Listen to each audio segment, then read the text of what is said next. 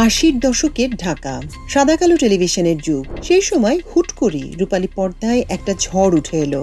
কোনো মারপিট নেই কোনো সস্তা ডায়লগ। পর্দায় এলেন কোঁকড়া চুলের সাধারণ এক তরুণ, চোখে তার একরাশ স্বপ্ন আর ঠোঁটে এক চিলতি অমায়িক হাসি। তিনি রাইসুল ইসলাম আসাদ, আর তার সাথে এক রূপবতী তরুণী সুবর্ণা মুস্তাফা।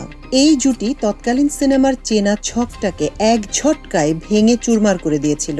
সালাউদ্দিন জাকি নামের এক তরুণ পরিচালক তখন এক দুঃসাহস দেখালেন। তিনি বানালেন ঘুড্ডি।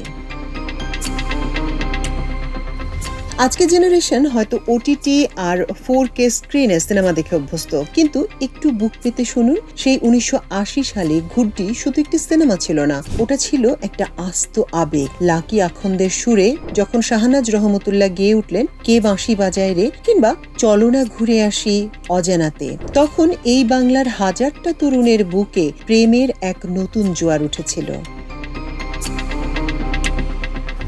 আজকের দিনে দাঁড়িয়ে যখন সেই সাদা কালো ফ্রেমগুলোর দিকে তাকাই, বুকের ভেতরটা কেমন যেন হু হু করে ওঠে। আসাদ ভাইয়ের সেই চশমা পরা সরল চাউনি, সুবর্ণা মুস্তাফার সেই স্নিগ্ধ হাসি, কোথায় হারিয়ে গেল সেই দিনগুলো? সিনেমা হলগুলো আজ ভেঙে পড়েছে, প্রযুক্তির ভিড়ে হারিয়ে গেছে সেই নিখাদ পবিত্র প্রেম। আজকের দিনে আমরা কি এমন একটা ঘুড্ডি বানাতে পেরেছি? পারিনি।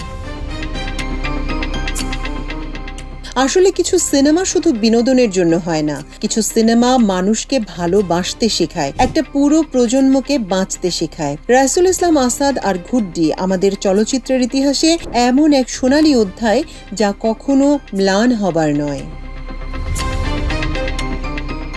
স্মৃতির পাতা থেকে ধুলোবালি সরিয়ে আজ আরও একবার না হয় আমরা গেয়ে উঠি, চলো না ঘুরে আসি অজানাতে।